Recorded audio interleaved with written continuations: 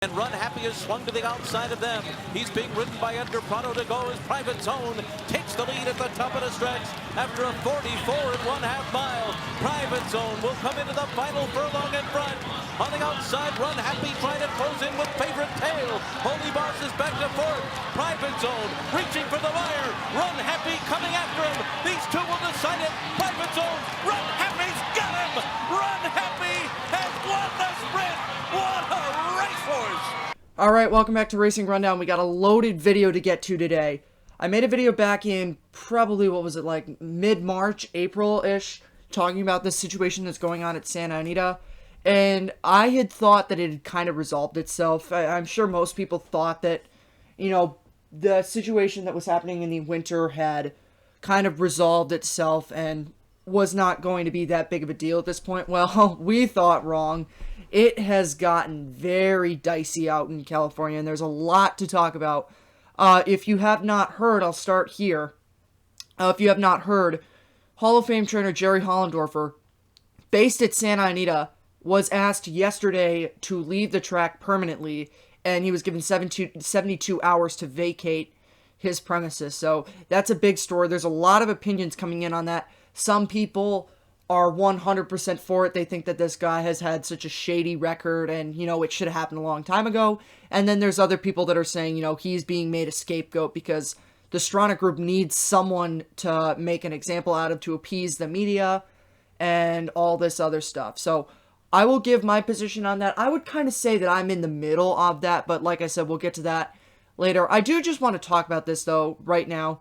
This is not just a Santa Anita issue. This is an industry-wide issue. You know, here's the thing. For too long, I've heard this defense. You know, horse deaths in horse racing are just part of racing. We said that for too long. I'm not necessarily saying myself, but we as an industry said that for too long. Oh, it's just part of racing. And unfortunately, you can't just accept that at this point. You can't just say, "Oh, well, it's part of racing." Because here's the thing, we're not doing enough for the horses. And I'm just going to say this right off the bat. We could do so much better for the horses. You know, I said this in the last video that I made, and I'm not sure if you guys have seen that video. If you want to watch it, go ahead, but this is kind of an update on everything, if you will, with that. But I said in that video that for too long, this industry has been owner first, owner trainer, everything else first, and horse second. And it needs to change to horse first, everything else second. Now, I'm going to be plugging a lot of stuff in this video because I want you guys to have an idea of what's going on. Because while I think it's a pretty bad situation, I don't think it's as bad as the media is painting it. And I think that what the media is doing, the media is not trying to help horse racing. But if you just look at the situation from the perspective of, you know, that CNN story was very scathing. That story that came out on Friday, and it identified that Jerry Hollendorfer was under investigation. And I'm going to be honest with you, that was the first time that I heard anything that was super serious about naming people in general. Like, I know people have been suspended, but Jerry Hollendorfer specifically, it was pretty surprising to hear that. That Jerry Hollendorfer, I know Jerry Hollendorfer had lost, when that story came out, 3 horses at Santa Anita, 2 more at Golden Gate, 5 all year, which, you know, that's not good for a trainer. I don't think it's good for any trainer. And, you know, they went after Jerry Hollendorfer a lot in that story. And, you know, obviously our best friend PETA decided to say that, you know, after the ban came out, they're like, this is long overdue. And there you go with the extreme side of this is long overdue, that Jerry Hollendorfer needed to be banned a lot sooner. But they were also saying that a lot of other trainers are doing the same thing that Jerry Hollendorfer is doing, and they get off scotch-free. Now, here's the one thing that I'm going to say about Jerry Hollendorfer and this whole thing. Do I agree with the ban of him 100%? In this case, I'm going to have to be I'm very iffy about this, but I think, you know, you do extreme things at times when you only really do extreme things when you have to. And at this point, I think to save the sport itself in California, you had to do that. In most other cases, you give the guy the benefit of the doubt, not necessarily the benefit of the doubt. I don't know if that's the correct term for it, but you give, maybe in other circumstances, you find the guy, maybe suspend him for 6 months or something. Like 6 months might even be a long time. Maybe suspend him for a month or something like that. But, you know, to kick him out of an entire racetrack where he's been one of the top trainers, it's definitely a very extreme move. And I know a lot of people were very turned off by it. Jerry Hollendorfer said that he didn't break any of the rules at Santa Anita, which, you know, whether or not you believe all the reports that are coming out about him, Jerry Hollendorfer isn't squeaky clean. Now, let me defend it for a minute. Like I just said, Jerry Hollendorfer is not a squeaky clean trainer, if I'm going to use that phrase. But do I think that Jerry Hollendorfer is a cruel person? I don't think so. Do I think that, and I'm just using Jerry as the example here, but do I think any of these trainers at these tracks that lose these horses, do I think any of these trainers wake up in the morning and say, gee, I hope I lose a horse today? I don't think he says that. I don't think any of these other trainers say that, because these trainers, you have to love something to do something. You have to love something to spend your whole life doing it. And these trainers have spent their whole lives around horses. So do I think they love horses? I'm not doubting that. I'm not doubting that they like working around horses, and, you know, they wouldn't be doing it if they didn't like it or in certain cases love it. Now, in some circumstances, do I think that it might be exaggerated? It could be. I'm not saying yes, I'm not saying no, because I don't know trainers personally. But the thing that I'm going to say about these trainers, and I'm not singling out Jerry in particular, because Jerry's not the only trainer that does this. You know, we all know, we've all heard it beaten to death, the amount of, you know, whether it's therapeutic, whether it's performance enhancing or whatever, we've all heard enough that there's a number of drugs used in racehorses. And some of them are drugs like Lasix that, you know, it's claimed that horses need to have those to run on them. I think that that claim is ridiculous. I mean, we saw at Royal Ascot. Now, I know that racing over in England is not completely different, but very different than racing is over on this side of the ocean. But, you know, you can't tell me that it's so different that this is the first thing that I'm going to reference. Ray Pollock tweeted this, and I forget exactly when it was. I think it was Tuesday, though. Tuesday morning, where he's like, count all the jockeys that come back from the races stained with blood on their silks because the horses aren't running without Lasix and they need it so badly. And that was kind of an at all the people who think that, you know, all the American horses need Lasix to run on. And basically the status quo defenders. And I'll get to the three positions that I think there are among horse racing fans. But they're not necessarily horse racing fans, just people that have an opinion on the sport. But, you know, Ray said that perfectly, because these horses, I mean, it's not that much different than it is in the United States. Now, I know that, well, you know, these horses, when they come to this country, specifically for the Breeders' Cup, I can't think of most other circumstances where European horses come to the United States. So when they come to the United States for the Breeders' Cup, they run on Lasix. And someone actually commented that on Ray's thing. And if you want to go follow Ray, follow him at Pollock Report. I'm not affiliated with him. That's just me informing you that if you want someone who is a good insider in horse racing and knows a lot of stuff, Ray Pollock actually broke the news about Jerry Hollendorfer. But someone said to him, then why do the Europeans run on Lasix when they come over to this country if they don't need it? And here's the thing, they run on Lasix because, number one, it's a performance enhancer. And number two, Ray said that it was a performance enhancer. My take on it is I 100% agree with the fact that it's a performance enhancer. But the other thing that I think about it is I also think they run on it to get on an even playing field with the horses in this country. Because here's the thing, all the Americans are running on it. So the European horsemen would be doing a disservice to their horses in their mind if, well, since all the Americans are doing it, then our horses need to do it.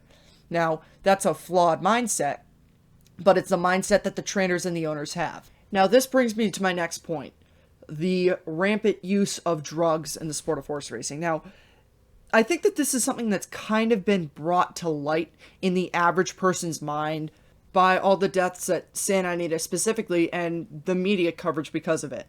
And, you know, let me just say this about the use of drugs. My source told me about a conversation that they had with someone in Dubai about the future of this racing industry. And this person told my source that, you know, the owners and the breeders in this country were running the industry into the ground, and that they were over drugging the horses, over breeding, basically just over everything except for over putting the horses first.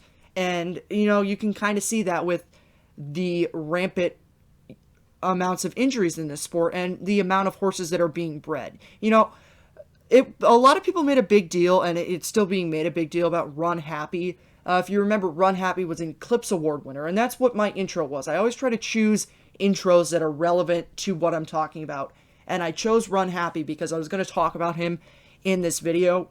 Runhappy, if you don't remember, 4 years back, the year of American Pharoah winning the Triple Crown 2015, Runhappy was an Eclipse Award winner for sprinting, and he won all of his races at sprinting distances. He won the King's Bishop, he won the Phoenix Stakes, he won the Breeders' Cup Sprint, and he won the Malibu. All in 2015 was named champion sprinter. He did all of that running without Lasix, without any kind of medication.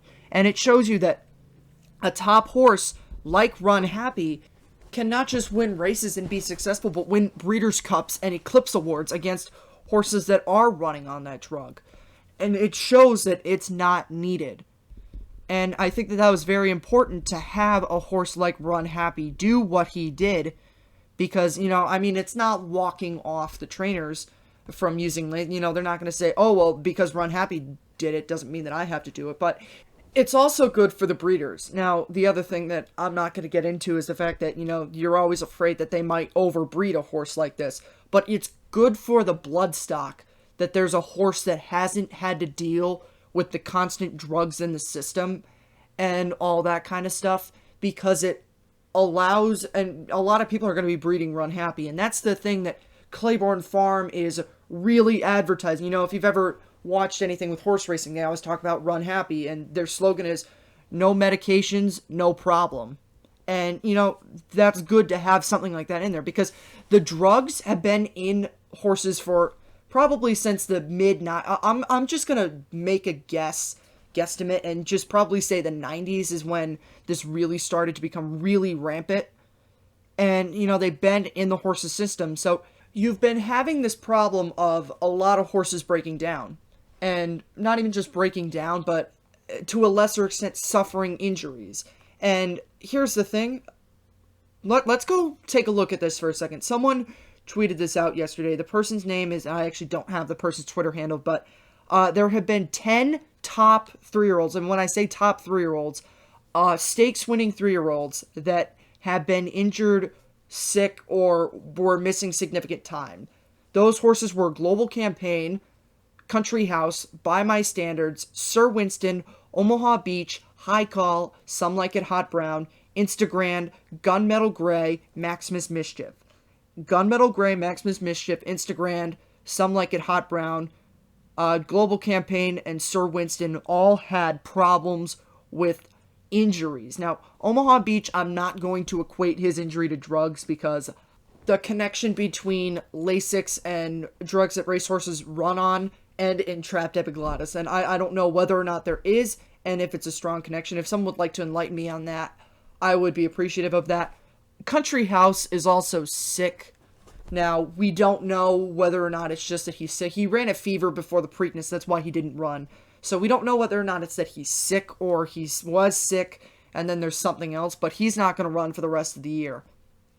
Now, I mean, we'll see whether or not he comes back, but, you know, these horses like Gunmetal Gray had to be retired because of an injury. So did Maximus Mischief. Instagram had a serious injury. Some Like It Hot Brown, serious. High Call was scratched from the Kentucky Derby because of foot issues. And then Maximus Mischief and Sir Winston also had serious injuries. Maximus Mischief's injury was career-ending. We don't know the extent of Sir Winston's injury as opposed to his longevity, but there's definitely a pattern here. And again, the status quo defenders were out saying that, you know, how is this different from any other year? And, you know, these aren't top 3-year-olds, because not all of them either made it to the Kentucky Derby or were any factor in it. And here's the reason that that's completely a terrible argument. because these are, like I said, these are all stakes winners, and that's why I said this was my quality. This person who tweeted this out just said that they were top 3-year-olds. These were all stakes winners. And, you know, it gets to a point where, you know, a lot of people were saying that it was a track issue at Santa Anita. And I got to some points that initially I thought it was the track. But at this point, you've done so much with the track to fix it. You know, there was the period where they shut the track down for, I think it was 2 days, where they closed it to training. They didn't cancel races, but they closed it to training. They did some testing. They said it was fine. It wasn't fine because horses died after that. And then they closed the track down for, I forget how long it was. I think it was like 15 days or something like that. If someone knows the exact date, feel free to drop it in the comments. But they closed it down for a significant period of time. And then, you know, I think they had a couple of incidents after they came back from the long period off, and then they went 46 days without anything. And it looked like that we had, like I said earlier, it looked like that we had gotten past the issue. But, you know, we've had the situation where more horses are dying. So at this point, it kind of seems like, you know, at some point, it's not just the track. Because you can blame the track all you want, but when you still have stuff happening on the track, and you've done extensive work to fix it. Like, if they hadn't done anything about it, and they just closed the track, but they documented what they did.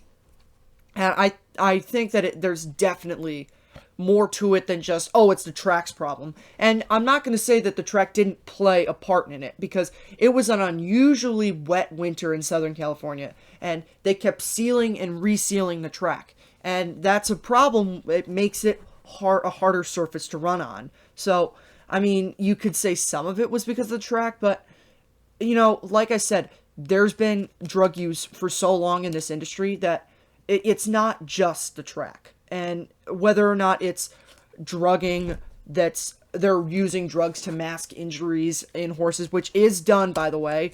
I will leave a link to a video that Jay Naffa, I'm not sure if any of you have seen any of his videos. He has some pretty good content about the Triple Crown that he usually does around that season. But he's also a trainer, and he did a video about one of his horses that had an issue. The exercise rider noticed it, and he informed Jay, who was a trainer, and the other owner about the horse's issue, and so they had it checked out, and they gave the horse time off, and they fixed the issue without having to use drugs for it. And you know, that video is going to explain it better than I can.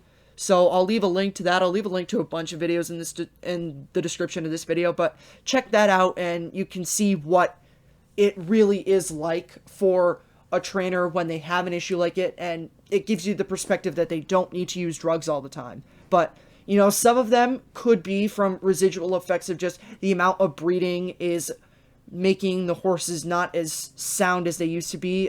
Bones aren't as stronger.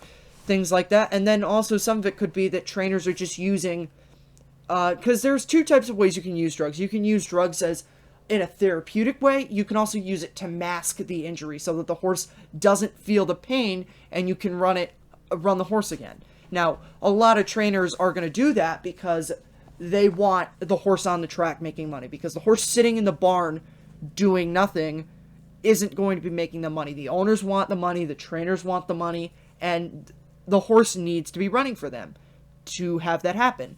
So they do that with it. I have no information on what injuries involved what, whether some were the track, some were the fact that, you know, it's just been a system of using drugs in horses for a long time, and, you know, the breeding is not as sound as it used to be. Horses aren't as durable, I should say. Or whether it's that they were trying to mask an injury, and the injury was worse than they thought it was, and the horse broke down because he didn't feel that he was stressing something more than he should have. And unfortunately, that does happen. So basically what needs to happen is there needs to be more... transparency is not the word, because that's the buzzword that we throw around. And also, I'm just going to quickly mention this. It wasn't a good look from Santa Anita. The meet ended today. The spring, fall, winter, actually no, the spring, winter, whatever you want to call it meet. I think it's just a spring meet, but the spring meet ended today. And after the meet, they elected not to address the media at all. They didn't stand by for questions. They just were like, all right, we're done. We're out of here. See you guys in the fall. And that's not a good look at all. And, you know, like I said, transparency gets thrown around, and it's debatable whether or not it's actually there. But here's what needs to happen for Santa Anita. First of all, the use of all race day drugs needs to be, if not phased out, banned immediately. But that's not going to go over well, so it needs to be phased out. And I know they originally tried to do that. They reached a settlement with everyone else on, you know, we're not going to be as strict as because Belinda Stronach said she's going to do this. And like I said, I made that episode about that. I talked about that a little bit on one of the podcasts. I think it was like episode 7 or something like that. And then the original video that I made just on the topic of Santa Anita. Now, Belinda Stronach came out with her things. They eventually agreed to more transparency in the vet records and a reduced amount of Lasix, but you can still have Lasix. And then they've been adding more vet presence. But they need to add even more vet presence, more transparency, and, you know, you just need to get rid of all race day drugs. Like, I know you can't just say no, because you can't just say you have to stop it, because no one's going to like that. So you got to start slow. But the other thing is that the new generation of trainers has been brought up on the fact that, you know, you can't train horses without Lasix. And that's not true. You can surely train horses without Lasix. And if Runhappy's a small sample size, and you can definitely bring that up to me, that, you know, well, Runhappy's just one horse. But, you know, Euros run without Lasix all the time. And, you know, I know European racing is different than American racing, but you can't tell me that you can't run horses without drugs in America. Until I see significant evidence of horses not being able to run without it, then I will still think that you can run in this country without Lasix. Now, I know some horses need it, but not every horse does need it. And I don't know exactly what the percentage is of horses that need it. I'm not sure if anyone is 100% clear on that. If anyone is, feel free to drop that in the comments. Feel free to drop anything that I leave out in the comments, because my knowledge is not as much as some other people may have. But a lot of people have said that trainers, the new generation of trainers, have been too reliant on the use of Lasix and therapeutic or pain masking drugs, whichever kind of drug that you use on them. Most trainers use Lasix, but they've been too reliant on that, and that is true. And, you know, I'm going to say this, Seth Hancock, former president of Claiborne Farm, made a video about the topic, and he was talking about the use of drugs and how it's been affecting this. And he was talking about how Woody Stevens used to run his horses and everything. You know, how the amount of times that horses run. He did a comparison between 49er, who was a great horse for Claiborne Farm, I've contended should have won the Eclipse Award for Champion 3-year-old in 1988. But that's a different argument that we could have. But he was comparing 49er to Blame, the last great horse that Claiborne Farm has had. Claiborne Farm's had a bunch of horses, but Blame is the last great horse that they've had. Blame won the Breeders' Cup Classic, if you remember, defeated Zenyatta by a nose. But they were talking about how, you know, 49er ran 12 times as a 3-year-old. They ran Blame a total of 12 times in his whole life. And, you know, you can bring that up with, you know, the Triple Crown winners. American Pharaoh ran 11 times, Justify ran 6. Now, I think that that's a case of more, they want the money, and they feel that the Triple Crown winners can make more money off the racetrack than on the racetrack. And, you know, I'm okay with having a Triple Crown winner run for only 1 year, but, you know, it's just a testament that times have changed, and, you know, they don't want to take the risk of having something like this happen to a Triple Crown winner. But I'm not going to summarize the whole video. If you would like to check that out, I definitely say it's a great watch. Go check that out. I'll leave a link to it in the video description. There'll be a bunch of links in the video description, but that'll be one of them. It's just a case of, you know, the bottom line is that we've been using drugs in this industry for way too long. And it's negatively impacting the horses that are running. It's negatively impacting the breeding shed. Horses are having not as strong of bones as they used to. And, you know, it's showing with the fact that these 10 horses, and only one of these horses ran at Santa Anita, and that horse was Gunmetal Gray. Only one of them ran at Santa Anita.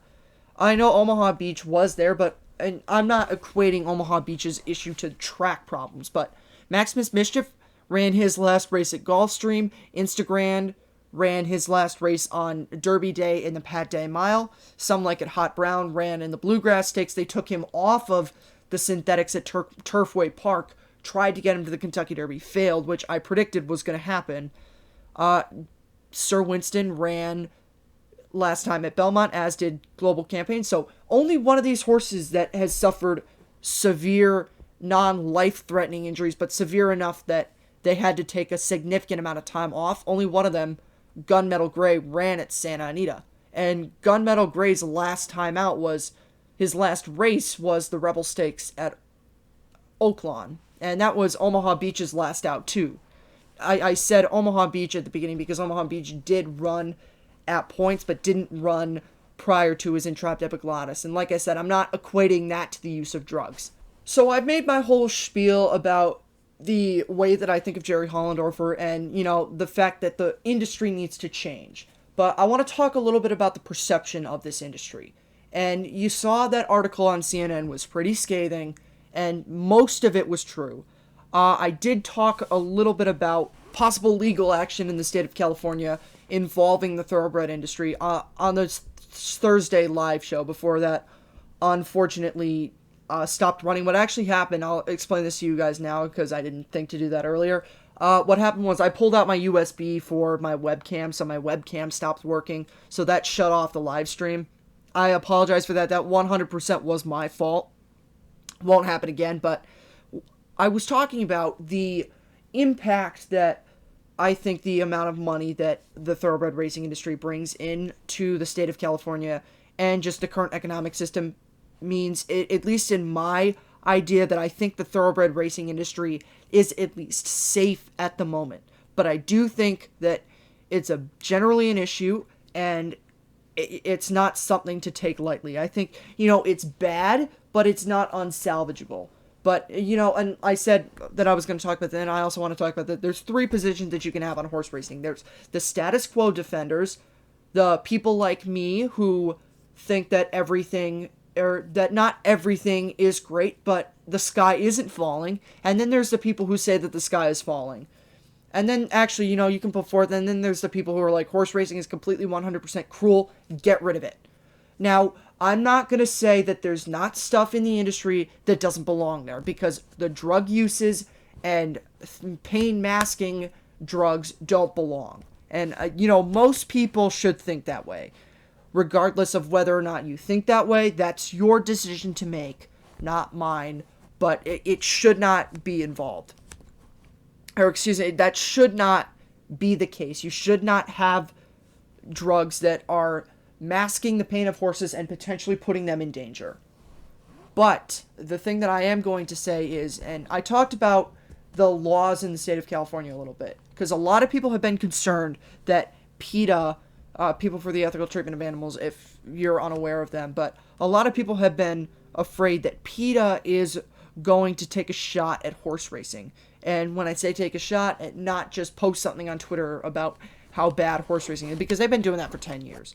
A lot of people are afraid that they are going to go after horse racing in the state of California and with the legislature and try to take a shot at getting a measure on the ballot to potentially ban horse racing in the state of California.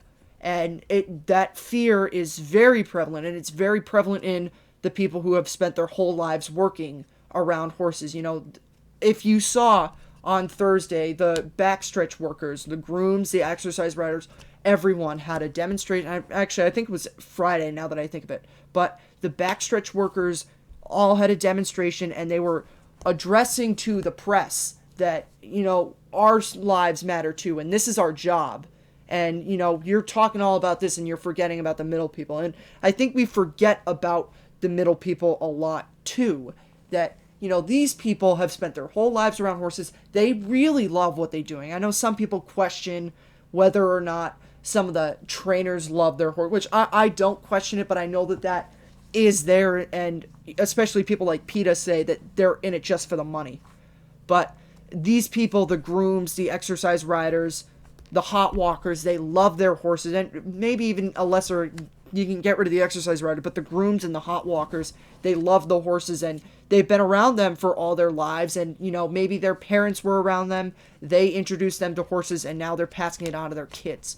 But the other thing is that that's their job, and regardless of whether or not they love horses or not, that's what puts food on the table, pays the bills, and keeps a roof over their heads. And some people even were talking about how their kids were able to go to college because of some of the scholarships at the track and everything. And, you know, I think it was pretty telling that, you know, these people, if they think it's that bad to hold a demonstration about it, then it's definitely not something to be taken lightly. And, you know, the press has been after them and after the industry, and PETA, now, I'm not sure. I think at some point they might have said something about we're thinking of taking it to the government.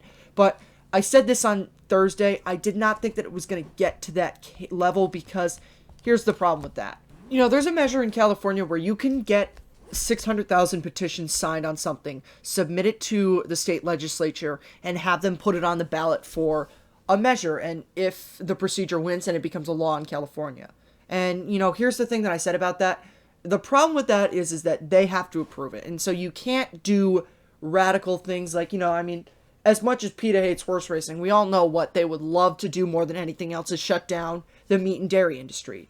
And so you can't tell, if you could get 60,000 or 600,000 people to do that in California, it's the same thing in Florida. They got 500,000 to take down the dog racing industry. But if you could get 500,000 people to be against dog racing, then you could probably get 700,000, probably even maybe 1 million people that against the meat and dairy industry, which the state legislature is definitely not going to have any of that.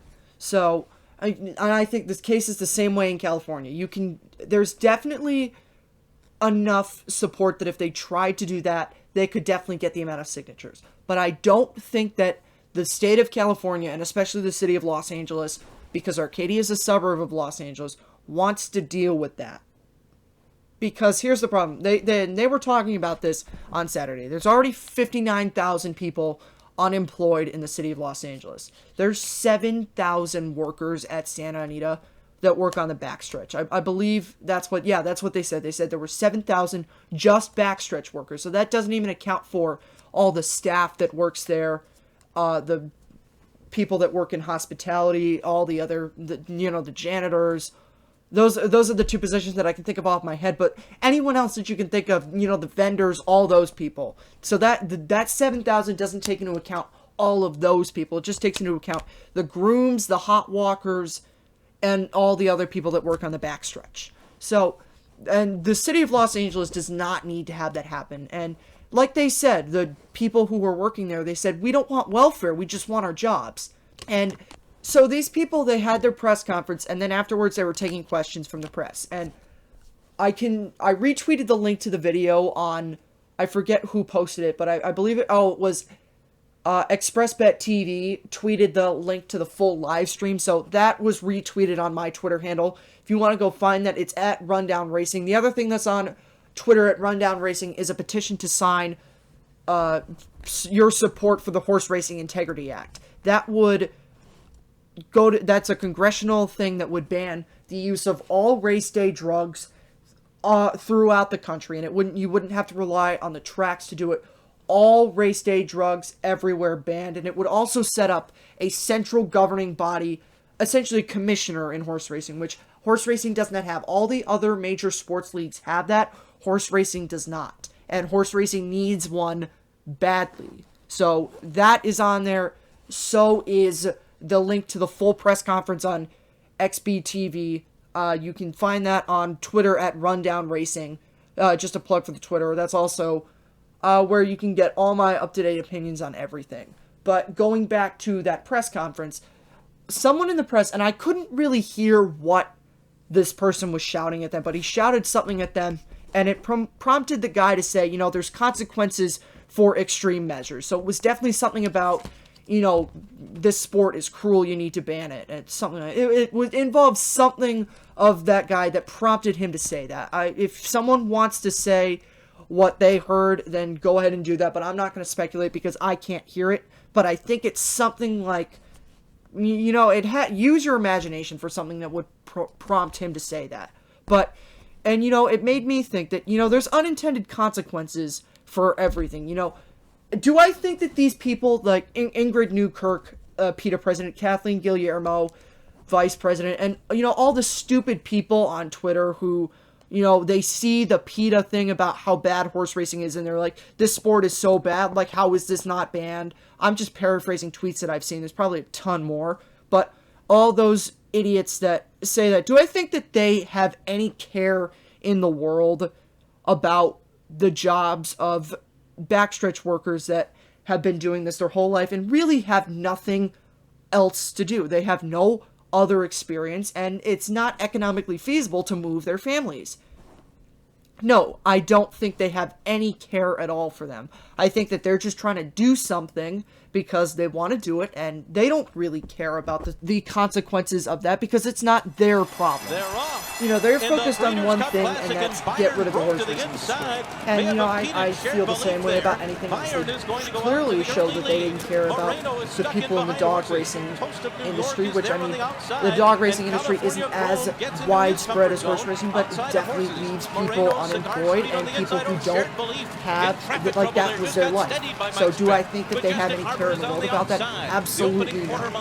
And would they bat an eyelash to any of these people? No. But that's why that they don't run things, and that's why the government has to see this. And I think that they do see this, and they can't have this situation happen. Now, I mentioned that that CNN video didn't have 100% facts, because you got this guy that they interviewed, Patrick Butiello from HorseRacingWrongs.com, which actually I have sent an invitation for him to come on the show. I doubt that he's going to accept that, but, you know, why not just, took my shot, and you miss 100% of the shots you don't take, so, you know, if he agrees to come on, we'd love to have him. I'd love to get his perspective on horse racing and actually have reasonable conversations with him and not talk about how this just needs to be banned. And I think, you know, you gotta ask these people, if you can get interviews with them, or you can get them to sit down with you, you have to ask them, you know, let's be realistic for a second. You know that the horse racing, and I am forgetting the number that the guy said in the XBTV, or in the press conference. He said that there's a lot, and I think it was something like there's about 1 million jobs connected to horse racing. That's a lot of unemployed people that the state of California doesn't need to have. So you need to sit down with these animal rights people, and you need to say, okay, and I know you don't want to say, well, that empowers them, and you don't want to do that. But, you know, in my case, sit down with this person and say, okay, let's be realistic for a second. You're not going to get it banned at this point. Tell us what is going to satisfy you, what you want, which, I mean, I think I can guess what they want. They want to know that horses are not being put in significant danger by doing this. Now, the one thing that I'm going to say is that this sport is not any sport, not just horse racing. Any sport is not 100% injury proof. You know, the NFL's had a lot of problems with injuries in their sport, and CTE is that big issue and everything, and they've certainly done things to address injuries. They've made rules that, you know, people aren't necessarily the biggest fans of, but they definitely affected injury. There was only one top player in the NFL, or excuse me, one top quarterback in the NFL that went down with an injury last year, and that was a non-contact injury suffered trying to extend a play.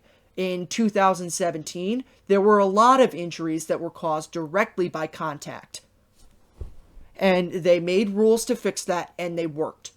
But here's the thing with horse racing, and it's with any sport. You're always going to have injuries. But you have to be you can't just say it's part of the industry. Because while it is part of it, you're not doing enough, the industry is not doing enough to address the situation. And I'm making this point again, I made it earlier, but they're not putting the horse first. So I love this thing that someone said, and I forget where I saw this, and I think it was probably in one of the NBC or Fox pieces on it. I forget where, like I said, I forget where I saw this, but this person said, you know, we want injuries in horse racing to be as rare as Triple Crown winners. And I think that's the perfect way to put it. You are not going to be able to keep out every single injury. Stuff is still going to happen. You can take every single precaution. No drugs, no no using the whip too much, which that's another thing that jockeys, some of them definitely do use the whip too much. And, you saw at Royal Ascot, Johnny Velasquez got suspended 8 days for incorrect use of the whip. And, he came out, he said, it's a different way to ride out here. And he owned it. And props to him for owning it. Because, it was his fault. He made the mistake. And he said, I'm not saying that I'm above the rules or anything. It's a different way to ride out here. And I forgot. I made a mistake. And he's going to pay for it. And good for him that he did it a very civil way. And I have a lot of respect for him. And I gained even more respect for him because of that.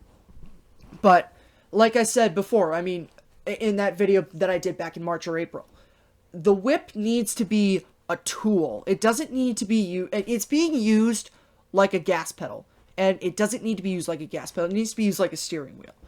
So that's the way that needs to be used. But you can take all those precautions. Stuff is still going to happen, and you never want to see that happen. But at least if you take all the precautions, you can say, well, we're satisfied that we did everything possible to make this safe for this horse. And it's unfortunate that it had to happen, but, we did everything, and hopefully we can learn from this. And if we can do anything, we'll do it.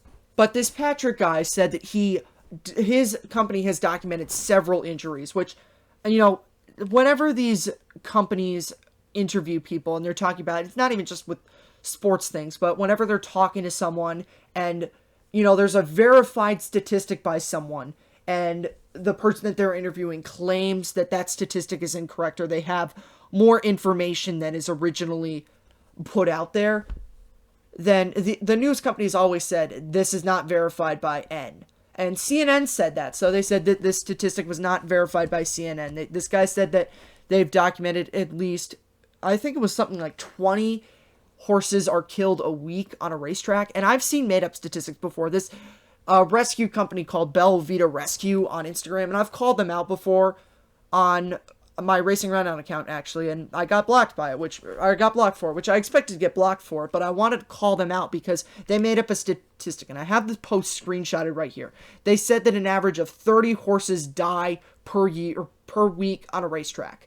Now, I don't know if you've ever looked at the exact number, but I looked at this, and I believe the number of injuries last year was 404, or fatal injuries was 414.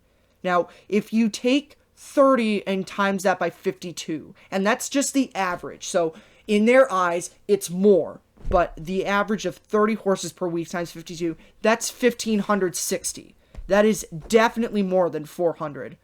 So, I mean, that's a made-up statistic right there. I saw that, and a couple of my friends sent that post to me, and they're like, is this true? And I said, no, that's a made-up statistic. But, you have these people like this that are making up these statistics because they're trying to further what their brand is. Actually, I'm going to revise my statistic because I just looked that up, and I found out that the statistic was there was over 41,000 horses that ran in this country last year, and there were only about 1,000 fatal injuries. So that's about 1%. And the statistic is, and Jay is going to talk about this in his video if you want to see that video, but he said his statistic was not just his statistic, but the statistic is that 2/5 of every 1% of racehorse has a fatal injury. So that's a very small number. These people come up with all this stuff, and I'd like to see the evidence and the video proof that they have of that. If you show me video evidence, if you give me photographs, show me evidence, show me video proof, whatever, show me all this, then I'll believe. Because if you go to horseracingwrongs.com, they have a list of every horse that was killed going back to 2014. They just say that. There's no way that you can verify that. So I'm not accusing them of making up statistics, but what is the Jockey Club trying to hide? The Jockey Club is telling you this is what happened. And, if you want to say that the Jockey Club is lying, then that's your decision to make. I think that they have no reason to be making up their statistic. I think, these horse racing wrongs people have every reason to be making up their statistics because they're trying to turn people against the sport. But the Jockey Club is just telling people this is what has happened. So, that's really it for this video. I mean, we covered a lot of stuff in this. It's going to be over 45 minutes. It's going to be my longest video ever. But I really felt that we just needed to give this its full story on everything. So my final breakdown of everything, just to recap everything, Jerry Hollendorfer, while it's extreme, I think at this point you have to be extreme because you're at a position where you're really fearing for the welfare of the sport, and people are openly fretting that the sport is in a position where PETA could take a shot at it and try to get legislation to ban the sport. So, I mean, it's a good look because the media people are definitely going to take a hold of that and say, good, bravo for you. And I'm clapping my hands. That's what you hear. Probably a little bit too close to the mic, but that's what you hear. Bravo to you. You banned the guy that's the problem, but you need to do this with other people. I don't think that Jerry Hollendorfer is as much of a villain as he's being made out to be by the media, but I don't think that Jerry Hollendorfer is 100% squeaky clean. That's where I'm going to leave it at. Do I think that Jerry Hollendorfer wakes up in the morning and says, God, I hope I lose a horse today? No, I do not think he does, but do I think that he is pressured by money and the fact to keep horses training and running? Yes, I do. PETA is pretty shady, but they have a lot of power, and we saw them take down the dog industry, and they would love to do that to the racing industry. I think what would keep them from doing that in California is the fact that the government does not need to have more unemployed people. Like I said, Los Angeles already has 59,000 unemployed. They don't need to add to that number. And, here's the other thing. These groups, they said, we are all supporting the measures to make the sport safer. Any person who has a brain knows that this is good for the sport, and they're trying to better it. It's trying to better the sport, so you should support it. But the other thing of it is that I think that number one, and actually I did forget to hit this point, so I'll hit this last point really quickly, is we're breeding too many horses. We have too many horses that are not racing, and, like I said, I've said before, 20,000 horses are born every year. You know why all those horses are born? Because the owners want to win the Kentucky Derby. But of those 20,000 that were born last year, only 12,000 made it to the racetrack. And of those 12,000, only 19 made it into the Kentucky Derby. And so used to saying 20, only 19 made it into the Kentucky Derby. And of those 19, only one or two, if you want to be really specific, only two, air quotes around the two, won the Kentucky Derby. So this whole thing, it's not a California problem. Or it's not a Santa Anita problem. This is an industry-wide problem. You're using drugs too much, you're racing horses too soon after injuries, and you don't have enough transparency, and there's not enough accountability. So all that needs to occur at some point in time if the sport is going to survive and thrive in the future. A lot of good things have been happening recently. Like I said, we've been signing TV contracts. We're on real networks, not just TVG, but we're going to be on FS2 every day during the Saratoga season. We're on NBC more often. The Kentucky Derby had record ratings. A lot of good things are in the sport, but you need to fix all these issues. And like I said, my source told me that someone in Dubai told my source that the people in this industry are running it into the ground. Now, I think that we could fix it. And I hope that we fix it. Because, here's the other thing. You don't need to run on Lasix. You don't need these horses to run on Lasix. The Euros show you that. So, that's really it. Thank you for your time in this video. If you want more from Racing Rundown, remember to subscribe to us on YouTube. You can also follow us on social media.